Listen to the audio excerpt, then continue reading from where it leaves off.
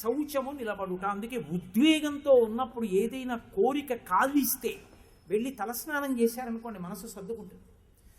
స్నానమునకు ఆ శక్తి ఉంది, మనసు మీద ప్రభావం చూపిస్తుందని. కాబట్టి సాధోరూపంచ తేజో బలశ్చ శౌచం ఆయుష్యమారోగ్యమలోలుపత్వం. ఆయుష్యం, ఎక్కడ స్నానం చేస్తాడో అక్కడ మనసు శాంతిగా ఉంటుంది. ఇంద్రియాలు నాడీమండలం బాగా పనిచేస్తాయి, దాని వలన ఆరోగ్యంగా ఉంటాడు. ఆయుష్యం, దాని వలన ఆయుర్దాయం ఉంటుంది. అలోలుపత్వం, అలోలుపత్వం అంటే ఇంద్రియముల యొక్క లౌల్యము కలగదు. ఇంద్రియ లౌల్యం అన్న మాటకు అర్థం ఏంటో తెలుసా? మీరు కొంచెం జాగ్రత్తగా పట్టుకోవాలి. మార్చి మార్చి మార్చి మార్చి వాడుకునే లక్షణం పోతుంది మనసుకి, ఇంద్రియాన్ని. మనసుకుండే లక్షణం ఏమిటంటే అది అలిసిపోతూ ఉంటుంది, పట్టుకుంటూ ఉంటుంది, అలుస్తూ ఉంటుంది, పట్టుకుంటుంది. మార్చుకోవడంలో శక్తి పొందుతుంది. అది చూడండి, కాసేపు కంటితో సంతోషాన్ని పొందుతుంది. అలా చూస్తూ ఉంటాడు కాసేపు. కాసేపు అంటే బాగా విసుగొస్తోందండి, విసుగొస్తోందని తీసేసి ఏవో 2 వైర్లు చెవుల్లో పెట్టుకుని కాసేపు ఇలా ఇలా. ఇప్పుడు చెవితో సంతోషపడదు, కాసేపు ఆగంటే బ్యా తీసి 2 అక్కడ బారిస్తాడు. ఇప్పుడు అలా వెళ్ళి పూలు, ఇంట్లో పెట్టినటువంటి పూలదండ ఇవన్నీ ముట్టుకుని అబ్బా ఎంత బాగున్నాయో అంటాడు. కాసేపు ఆగి అబ్బా అది అయిపోయింది, స్పర్శేంద్రియంతో సుఖం అయిపోయింది. అయిపోయిన తర్వాత ఇంట్లోకి ఎడతాడు. వంటింట్లోకి వెళ్ళి తలుపు తీసి చూస్తాడు, ఏమీ కనపడలేదు, అన్నీ తీసాడు. ఏం చేయాలో అర్థం కాక ఆవకాయ జడీలో గరిటెట్టి 4 పెచ్చులు తీసి నీళ్ళల్లో కడిగేసుకుని ఉత్తి పెచ్చులు తినేస్తాడు. నాలుకతో అనుభవించాడు. అయిపోయింది. భార్య చూస్తే పెచ్చులు బాగుండదు కదా, కాగితంలో పొట్లం కట్టి మరీ డస్ట్బిన్లో పడేస్తాడు కనపడకుండా. గరిట పళ్ళెం కడిగేసాడు, అక్కడ ఎట్టేసాడు. మళ్ళీ ఏం చేయాలి? మళ్ళీ కడ్డీ దగ్గరికి వస్తాడు, మళ్ళీ వెళ్ళి మళ్ళీ చూడటం మొదలుతాడు. ఇప్పుడు మళ్ళీ కాసేపు బాగుంటుంది, ఎందుకంటే వ్యవధానం ఇచ్చాడు కదా. మార్చి మార్చి మార్చి మార్చి ఇంద్రియ సుఖాలనే పొందుతూ ఉంటాడు. దానికి దూరంగా భగవంతుని యొక్క స్పర్శకు వీటిని కట్టవేసి అడ్డుకట్ట పెట్టి కష్టంలో సుఖాన్ని పొందలేడు. కదలకుండా ఇలా కూర్చో 1 గంట అన్నారు, అమ్మో ఇక్కడ నొప్పులు ఎన్ని కంప్లైంట్స్ చెప్తుందో. కుర్చీ మీద కూర్చోకూడదు ఏంటి, బల్ల మీద కూర్చోకూడదు ఏంటి అంటే నోర్ మొయ్ అలా కూర్చో అని అది నిప్పిడుతోందన్న విషయాన్ని తాను మరిచిపోయాడు అనుకోండి ధ్యానంలో. అలోలుపత్వం, ఇంద్రియములతో లౌల్యాన్ని వదిలిపెట్టాడు. ఇంతకుముందు అలా ఉండేవాడు. ఇప్పుడు పప్పులో ఉప్పు లేదు, భార్య తినేసి భోజనం అయిపోయాక ఉత్తరాపోసనం బట్టి కొంచెం పప్పులో ఉప్పు వేసుకో అంటే, ఏమన్నా ముందు చెప్పలేదే, తిన్నానుగా 50 ఏళ్ళు ఒక్కరోజు తినలేనేమిటి అంటే. అంటే ఇప్పుడు ఇంద్రియానికి వశుడు కాలేదు. ఇది అలోలుపత్వం. దానికి కారణం ఎక్కడ? పరమేశ్వరుడితో ముడేస్తాడు. నైవేద్యం పెట్టాను, ఆయన తిన్నాడుగా, ముందు నైవేద్యం పెట్టావా అన్న తినే ముందు? అంటే ఈశ్వరుడు తిన్నాడా? ఉప్పే లేదు అన్నాడు. ఏంటి అనలేదుగా, మరి నువ్వెందుకు అంటావు? నువ్వు అనకు, ఈశ్వరుడే తినగాలని నువ్వెందుకు తినవు? ఆయన భక్తుడి, ఆయనకి పెట్టావు పప్పు, ఉప్పు లేని పప్పు, నువ్వు ఉప్పు లేని పప్పే తిను. ఆయన తిన్నదే నేను తింటాను ఇవాళ, అంతే. ఈశ్వరోచ్ఛిష్టం, అది గొప్ప, కానీ ఉప్పున్న పప్పు కాదు, ఈశ్వరోచ్ఛిష్టం ఇష్టం, అందుకు తినడం. మరి ఆవిడికి ఎందుకు చెప్పాడు? ఏమో పాపం ఆవిడ స్థితి ఏమిటో, తన ప్రేమ తనది కాబట్టి ఉప్పేసి తినవాయ్ అన్నాడు. అది అలోలుపత్వం. అది ఎక్కడి నుంచి వస్తుందని అడిగారు. స్నానంలోంచి వస్తుంది. అందుకే ఇప్పటికీ పెద్దలు భోజనానికి వెళ్లే ముందు ఒకసారి స్నానం చేసి గామంచా కట్టుకుని స్నానానికి వెళ్తుంటారు. ఎందుకంటే ఇంద్రియ లౌల్యం ఏర్పడకుండా తినాలి నేనని. కాబట్టి ఆయుష్యమారోగ్యమలోలుపత్వం దుస్వప్న ఘాతంచ. ఏదైనా దుస్వప్నం వస్తే దాని ఫలితం పోతుంది స్నానం చేస్తే. కాబట్టి దుస్వప్న ఘాతంచ తపశ్చ మేధాహ. తపస్సు స్నానము చేత సిద్ధిస్తుంది. తపస్సు అంటే ఎక్కడికో వెళ్ళి ముక్కు మూసుకుని ఇలా కూర్చుంటే తపస్సు అని మీరు అనుకోకండి. శృణ్వంతపః. ఇప్పుడు నేను మాట్లాడుతుంటే మీరు 2 గంటల పాటు తదేక దృష్టితో వింటున్నారు అనుకోండి, మీరు 2 గంటలు తపస్సు చేశారు అని వేస్తారు. 2 గంటలు ధ్యానం చేశారనుకోండి, 2 గంటలు మీరు తపస్సు చేశారు. ఒక పుస్తకం చదువుతుంటే పుస్తకం మీరైపోయి చదివారు. ఇలా తలెత్తి అమ్మో 12 అయిపోయిందా అని గబగబా పుస్తకం పెట్టి పరిగెత్తారు. అంటే 2 గంటలు మీకు బాహ్యస్ఫురణ లేదు, మీరు తపస్సు చేశారు. అలా మనసు కేంద్రీకరింపబడినది తపస్సు. ఏది ఉద్ధరణ హేతువో దాని మీద నిలబడాలి, పనికి వాటి మీద నిలబడడం కాదు. 2 గంటలు ఏమీ తెలియకుండా సినిమా చూశారంటే తపస్సు కాదు, ఇంద్రియ లౌల్యం. ధారకమైనటువంటి విషయం మీద మనసు నిలబెట్టగలిగితే తపస్సు. ఆ తపస్సుకి యోగ్యత ఎక్కడి నుంచి వస్తుందంటే స్నానంలోంచి వస్తుంది. అందుకని తపశ్చ మేధాహ, ఎవడు నియమంగా స్నానం చేస్తాడో వాడికి తను చూస్తున్నది, తను వింటున్నది, తను చదువుతున్నది తానైపోయే శక్తి వస్తుంది. మీరు నేను అన్న మాట పట్టుకున్నారో పట్టుకోలేదు, నేను ఒక కమండలం పట్టుకుని అలా వెళ్ళిపోతున్నాను. పెన్నా నది కనపడింది, కాసి నీళ్లు ముంచాను. ఇప్పటి వరకు పెన్నా నది, ఇప్పుడు నా కమండలంలో నీళ్లు, నా నీళ్లు. కొంచెం దూరం వెళ్ళాను, నేను తాగేశాను కాసి నీళ్లు. ఇప్పుడు ఆ నీళ్లు ఏమయ్యాయి? నేనైపోయాయి. అంతకుముందు పెన్నా నది, తర్వాత కమండల జలం, తర్వాత నేను. అయిపోయిందా లేదా? మేధ అన్న మాటకు అర్థం ఏంటంటే మీరు ఏది చూస్తున్నారో అది మీరు అయిపోవాలి. మీరు ఒక దేవాలయంలోకి వెళ్ళి అలా చూశారనుకోండి, మళ్ళీ మీరు ఎప్పుడు స్మరిస్తే అప్పుడు దేవాలయం అంతా మీకు కనపడాలి. దేవాలయం మీలోకి వెళ్ళిపోయింది. మీరు పుస్తకం చదివారు, మీలోకి వెళ్ళిపోవాలి. మీరు ఒక అద్భుతమైన శిల్పాన్ని చూశారు, మీలోకి వెళ్ళిపోవాలి. మీరు ఒక మంచి ప్రసంగం విన్నారు, మీలోకి వెళ్ళిపోవాలి. అలా అబ్జార్బింగ్ కెపాసిటీ అంటారేమో ఇంగ్లీష్లో. మీరు చూస్తున్న దాన్ని మీరుగా మార్చేసుకోగలిగిన శక్తి ఎక్కడి నుంచి వస్తుందంటే ప్రతిబంధకాన్ని తొలగించి స్నానం వల్ల వస్తుంది. అందుకే పైకి లేపుతుంది ఆ శక్తిని. అందుకే మా చిన్నతనంలో నిద్ర లేచి కూర్చుని చదివితే ఒప్పుకునేవారు కాదు. వెన్నుపాము ఆంచడానికి వీల్లేదు, కుర్చీలో కూర్చోకూడదు, చాప వేసుకుని పుస్తకాలు పెట్టుకుని అప్పుడు పుస్తకం ఒళ్ళో పెట్టుకుని వెన్నుపాము నిటారుగా పెట్టుకుని చదవమనేవారు. స్నానం చేసిరా, స్నానం చేసి వచ్చి చదువు, స్నానం చేయకుండా దిక్కువాళ్ళ చదువు మొదలెట్టకనేవారు. చల్లటి నీళ్లు స్నానం చేసేసి వచ్చి కూర్చుంటే అని మత్తు విరిగిపోయేది. అని మధ్యలో ఆవలింతలు రావు. ఉపన్యాసానికి వెళ్ళినా ఆవలింతలే, పూజకి వెళ్ళినా ఆవలింతలే, గుడికి వెళ్ళినా ఆవలింతలే, చదువుకున్నా ఆవలింతలే, బస్సు ఎక్కినా ఆవలింతలే, రైలు ఎక్కినా ఆవలింతలే, దిక్కుమాలిన జన్మంతా ఆవలింతలే. ఎందుకని? చేస్తే కదా స్నానం సరిగ్గా ఎప్పుడైనా.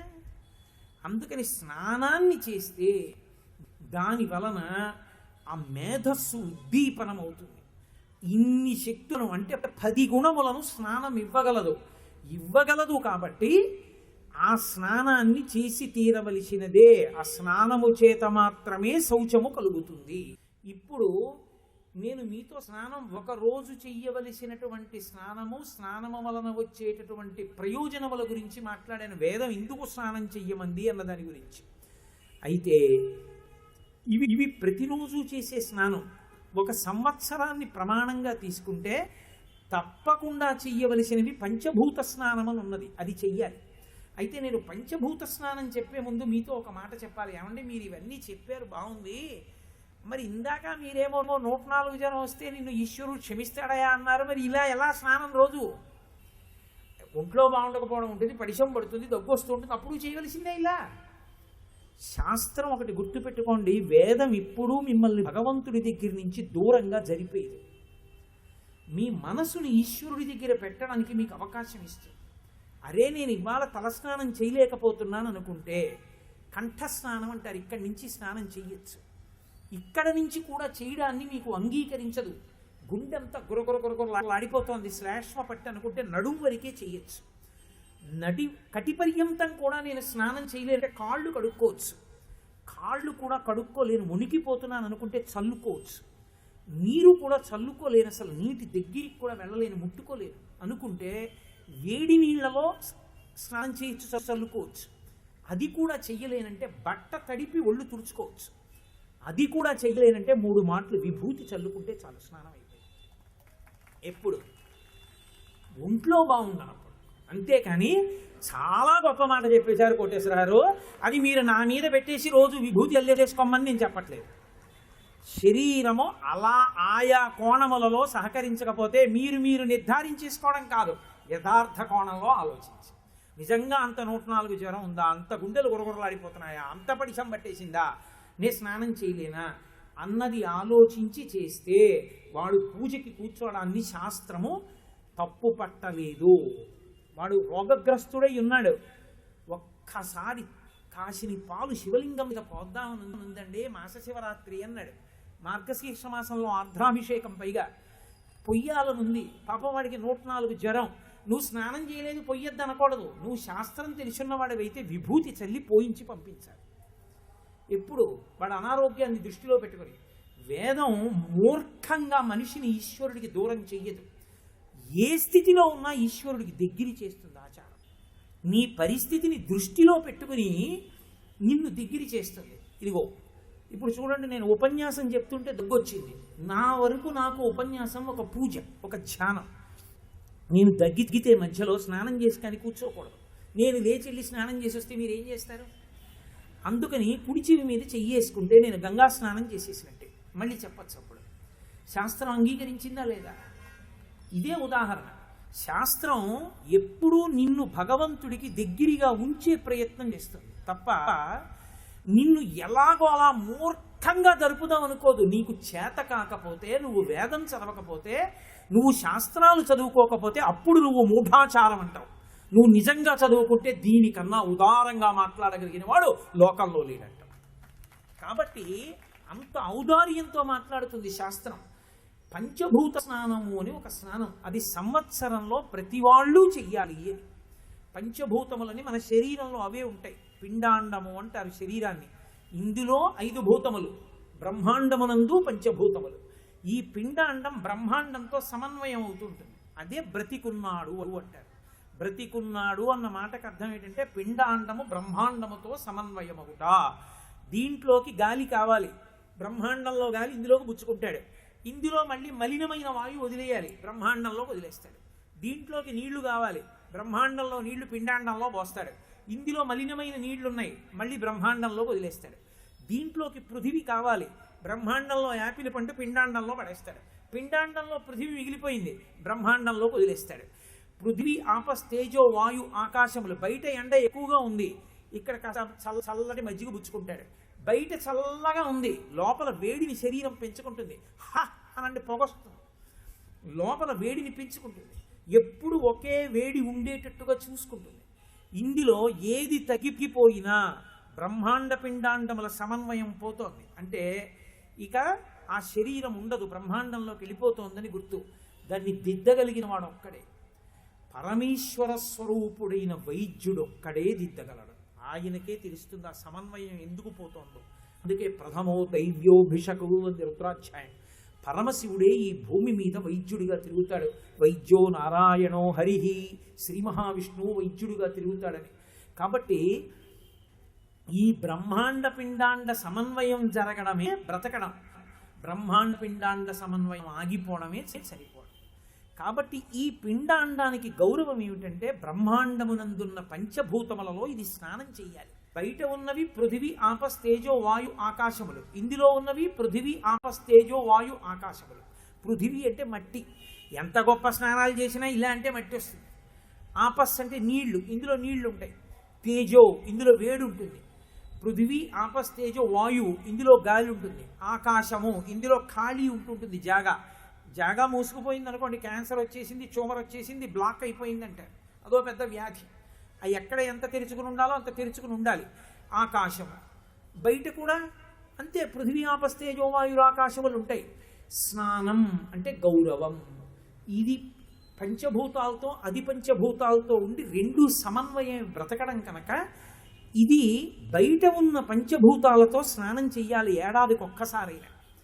పృథివీ స్నానము అని పిలుస్తారు. ఇవాళ ముక్కోటి ఏకాదశి అండి, నేను పృథివీ స్నానం చేస్తానంటాడు. పృథివీ స్నానం అంటే ఏమిటో తెలుసా? ఉత్తర దిక్కుగా వెళ్ళి పుట్టమన్ను తెచ్చుకుంటారు. తెచ్చుకుని ఆ పుట్టమన్నులో కొంచెం నీళ్లు పోసి కలిపి తల మీద పెట్టుకుని స్నానం చేస్తాడు.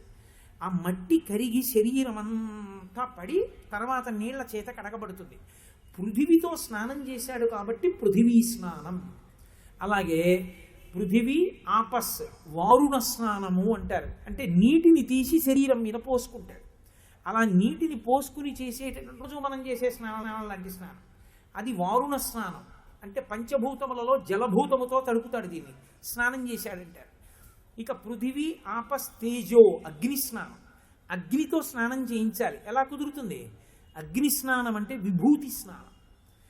విభూతి ఆవు పేడ తీసుకుని స్కాంద పురాణంలో చెప్తారు, శ్రీశైలంలో చేస్తారు ఇప్పటికీ. ఒక ప్రత్యేకమైనటువంటి విధి విధానంతో కొన్ని మంత్రాలతో కాలుస్తారు. కాలిస్తే అది ఇలా పట్టుకుంటే ధూళిలా ఉంటుంది, అంత తేలికైపోతుంది. ఆ విభూతి ధారణం చేస్తారు పుండ్రం కింద. ఆ విభూతిని శరీరం మీద చల్లుకుంటాడు. ఆ విభూతిని శరీరం మీద చల్లుకుంటే ఆగ్నేయ స్నానం. అగ్ని స్నానం చేశాడని గుర్తు. అది బాగా అగ్నితప్తమై ఉంది కాబట్టి దాన్ని చల్లుకుంటే అగ్ని స్నానం. కాబట్టి పృథివీ, ఆపస్, తేజో, వాయు స్నానం చెయ్యాలి. అంటే మనం ఎప్పుడు గాలిలో ఉంటున్నాం కదండి అంటే కుదరదు. జ్యోతిష శాస్త్రంలో ఒక ముహూర్తం, దాన్ని గోధూళి వేళ అంటారు, అదొక ముహూర్తం. ఆవులు సాయంకాలం వేళ నడిచి వెళ్ళిపోతుంటాయి. నడిచి వెళ్ళిపోతున్నప్పుడు వాటి డెక్కల మించి రేగుతుంది ధూళి. మేకలు, గొర్రెల మందల ధూళి మీద పడితే అకాల మరణం. ఆవుల డెక్కల నుండి రేగిన ధూళి మీద పడితే పవిత్ర స్నానం. దాన్ని వాయు స్నానం అంటారు, గోధూళి స్నానం. ప్రయత్నపూర్వకంగా ఆవుల మందలు ఇంటికి వెళ్ళిపోయే వేళ ఏదో ఒక్కరోజైనా వాటి వెంట నడవాలి. హయరింఖాముఖ ధూళి దూసర పరిన్యస్తాలకోపేతమై రయజాత శ్రమతోజ బిందుయుతమై రంజిల్లు నిమ్మోముతో అంటాడు భీష్ముడు. గుర్రపు డెక్కల ధూళి చేత కృష్ణుడు కప్పబడ్డాడన్నాడు.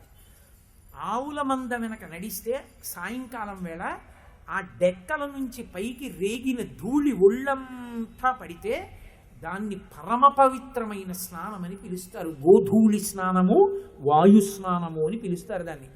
అందుకే లీలాశుకుడు కృష్ణకర్ణామృతం చేస్తూ ఒక మాట అంటాడు, గోధూళి ధూస రితకోమల గోపవేషం సా గోపాల బాలక శతైరనుగమ్యమానం అని, సాయంతనే ప్రతిగృహం పశుబంధనార్థం గచ్చంతమచ్యుత శిశుం ప్రణతోస్మి నిత్యం అంటాడు. ఆ చిన్ని కృష్ణుడున్నాడే, ఆయన అందరి యొక్క పాశములను విప్పి మోక్షం ఇవ్వగలిగిన వాడు. అటువంటి వాడు ప్రతిరోజు సాయంకాలం వేళ ఆవుల మందల వెనక నడుస్తుండేవాట. గోధూళి ధూస రితకోమల గోపవేషం. ఆ ఆవుల యొక్క ధూళంతా ఆయన మీద పడిపోయింది. ఆ పరాగముతో కప్పబడిన శరీరముతో ఉన్నవాడై గోపాల బాలక శతైరనుగమ్యమానం, బోర్డంత మంది గోపాల బాలురు వెంట వస్తుంటే ఆ కృష్ణుడిని ఒక్కసారి ఇంట్లోకి పిలిచి ఆయన్ని చూసి సంతోషించాలని గోపకాంతలు అనేవారట. కృష్ణ కృష్ణ మాకు ఆ ఆవులు అంగట్లేదు, కొంచెం కట్టేసి వెళ్ళవా అనేవారట. అంటే నేను కట్టేస్తానని గబగబా వెళ్ళి ఆ ఆవుని పట్టుకుని బలంగా రా రా అని లాగుతుంటే చిన్ని కృష్ణుడు ఆ పాదాలు దట్టించి లాగుతుంటే ఆ ఆవు ఇలా గట్టిగా బిగదీసుకున్నది. అడుగులేస్తుంటే అందరినీ బంధనాల్లోంచి విడిపించేటటువంటి కృష్ణుడు ఆవుల్ని కడుతుంటే గోపకాంతలు సంతోషించేవారట. వాళ్ళ కోరిక తీర్చడానికి బంధనములను విప్పేటటువంటి కృష్ణుడు గోవులను కడుతూ సాయంకాలం వేళ ఒంటి మీద గోధూళితో వెళ్ళిన కృష్ణుడున్నాడే, ఆయన్ని నేను ప్రతిదినం ప్రతిరోజు ప్రణతోస్మి నిత్యం, ప్రతిరోజు స్మరించి నమస్కరిస్తున్నాను అంటాడు వినాశకుడు. అలా ఆ గోధూళి వేళ యందు గోధూళి ఒంటి మీద పడి స్నానం చెయ్యడం వాయు స్నానము అని పిలిచింది పంచభూత స్నానంలో. కాబట్టి పృథివీ, ఆపస్, తేజో, వాయు, ఆకాశ. ఆకాశ స్నానం అని ఒక స్నానం. ఆకాశ స్నానం అంటే ఒక్కొక్కసారి ఎండగా ఉంటుంది, అకస్మాత్తుగా వాన పడుతుంది. ఎండగా ఉండి వర్షం పడుతుంటుంది, మీరందరూ చూసే ఉంటారు. ఎండ నీరెటక కాస్తూ ఉంటుంది, టకటక చినుకులు పడతాయి. అలా పడినప్పుడు దాన్ని దివ్య స్నానం అంటారు. గబగబా వెళ్ళి ఆ వర్షం కింద తడవాలి, తడిస్తే అది ఆకాశ స్నానం. రెండో ఆకాశ స్నానం ఏమిటంటే మంత్రపూరితమైనటువంటి కలశ పెడతారు, పెద్ద కలశ స్థాపన చేశారంటారు. మంటపంలో ప్రధాన కలశ పెడతారు. ఆ కలశలో ఉన్నటువంటి జలాల్ని మామిడి మండలతో జల్లుతారు. ఆ జలములకు శక్తి ఎక్కడి నుంచి వచ్చిందంటే మంత్రానుష్ఠానము చేత, మంత్రోచ్చాటనము చేత వచ్చింది. మంత్రము శబ్దము, శబ్దము ఆకాశ గుణకము. కాబట్టి ఆ నీళ్లు మీద పడ్డం, కలశ జలాలు మీద పడితే ఆకాశ స్నానం చేసినట్టు. కాబట్టి ఒక సంవత్సరాన్ని ప్రమాణంగా తీసుకుని ప్రతి మనుష్యుడు కూడా పంచభూత స్నానం చెయ్యాలి అని. ఈ పంచభూత స్నానం ఎవరు చేస్తారో వాడు ధన్యుడు ఒక ఏడాది ప్రమాణంలో. కాబట్టి పృథివీ, ఆపస్, తేజో, వాయురాకాశములకు ప్రతీకలుగా 5 స్నానములను చేస్తారు. ఈ కారణం చేత ఎవరెవరు ఇటువంటి స్నానం చేస్తున్నారో వాళ్ళందరూ కూడా తేజస్సుని పొంది భగవంతుని యొక్క కార్యమును చెయ్యడానికి కావలసినటువంటి స్థితిని పొందుతారు. స్నానం బట్టతో చెయ్యాలి, ఒక బట్ట కట్టుకుని స్నానం చెయ్యాలి పురుషుడు ప్రత్యేకం. పురుషుడు ఒంటి మీద బట్ట లేని స్నానం చెయ్యకూడదు. అందుకే స్నాతకం చేసేటప్పుడు ప్రమాణం చేస్తాడు, ఒంటి మీద బట్ట లేకుండా స్నానం చెయ్యను అని. నగ్న స్నానం అంటే ఒక్కసారి, ఆఖరణ తను చెయ్యడు, ఇతరులు చేయిస్తాడు ఆ స్నానం. తప్ప తనే నగ్నంగా స్నానం చేశాడంటే అంతకన్నా హేయమైన స్నానం, అంతకన్నా అమంగళకరమైన స్నానం ఇక లోకంలో ఇంకోటి ఉండదు. అంత దారుణం. కాబట్టి ఒంటి మీద బట్టతో చెయ్యాలి. భాగవతంలో కాత్యాయని వ్రతంలో ఒంటి మీద బట్ట లేకుండా స్నానం చేసినందుకే కాత్యాయనీదేవి కళ్ళజేయుటే కాక ఈ రీతి నోచువారెందుకలరు వ్రతఫలంబు మీరు వలచిన చక్కగా ఇంటులెల్ల చేతులెత్తి మృక్కి చేరి బుచ్చుకునుడు చీరలు సిగ్గుతో వాడనేల ఎగ్గులాడనేల అన్నాడు కృష్ణుడు. ఒంటి మీద బట్ట లేకుండా స్నానం చేస్తే వరుణుడి పట్ల అపచారం, వాళ్ళ వ్రతాలు నోములు పూజలు సిద్ధించవు. వాడు ముందు జలభూతము యొక్క అపచారం చేసి వెళ్ళాడు కాబట్టి వాడు ఏం చేసినా ఇక అనుగ్రహించాడు. కాబట్టి మీరు తప్పు చేశారు. ప్రాయశ్చిత్త కర్మ ఒక్కటే. పాపాన్ని పోగొట్టుకోవడానికి ప్రాయశ్చిత్తం చేసుకోగలిగిన స్థితి ఒక్క మనుష్యునకు భూలోకమునందే ఉంది. అది భారతవర్షే భరతఖండే, ఇక్కడే, ఇంకొక చోట లేదు ప్రాయశ్చిత్త కర్మ. కాబట్టి మీరు చేతులెత్తి నాకు నమస్కరించండి, అదే మీకు ప్రాయశ్చిత్తం అన్నాడు కృష్ణుడు. ఆయన కర్మకాలి బట్టలు ఎత్తుకుపోలేదు. అందుకే అంటారు పోతన గారు, వ్రతములు చేయుచనొక్కమారైన యవ్వాని విమర్శించినన్ వ్రతభంగంబులు మానునట్టి వరదున్ వామాక్షులు ఇక్షించియున్ గత చేలా ప్లవనంబు నేడు వ్రతభంగంబంచు చింతించి పాలతటంజస్త కలబ్జలై సరసలీలను మృక్కిరట్లు అందరు అంటారు. వ్రతం చేస్తున్నామని వ్రతభంగం చేస్తాం మనం. ఆ పాపం ఎందుకు పోతుందంటే కనీసం మధ్యలో భగవన్నామని చెప్పుకుంటూ ఉంటే పోతుంటుంది. కాబట్టి దిగంబర స్నానం లేనే లేదు శాస్త్రంలో. ఒంటి మీద బట్టతోటే స్నానం, పై బట్టతో చేయకూడదు. పై బట్టతో స్నానం జీవితంలో ఒక్కసారి కొడుకు పుట్టినప్పుడు చెయ్యాలి సచేల స్నానం అని. పైన బట్టతో ఉండగా కొడుకు పుట్టాడన్న మాట వినగానే కొంచెం ఎత్తైన నీటిలోకి, కొంచెం ఎత్తైన ప్రదేశంలోంచి నీటిలోకి దూకాలి. ఆ నీళ్ళు ఇలా పైకి లేస్తాయి. అది చూసి పితృదేవతలు రుణవిముక్తుడిని చేస్తారు, నువ్వు సంతానాన్ని కన్నావని. కాబట్టి సచేల స్నానం ఒక్క కొడుకు పుట్టినప్పుడే తప్ప మొలకి బట్ట లేకుండా స్నానం చేయకూడదు. ఈశ్వరుడే చెయ్యడు. ఈశ్వరుడే అభిషేకానికి స్నానశాటి కట్టుకుని స్నానం చేస్తాడు. కాబట్టి ఒక్క లింగస్వరూపానికి దాని తత్వం అంత గొప్పది. కాబట్టి లింగానికి ఒక్కదానికి అభిషేకం బట్ట లేకుండా, తప్ప బట్ట కట్టుకుని స్నానం చెయ్యాలి. అలాగే వస్త్రధారణకి కూడా అంత నియమము ఉంటుంది వేదంలో. సర్వం శ్రీ ఉమామహేశ్వర పరబ్రహ్మార్పణమస్తు. స్వస్తి.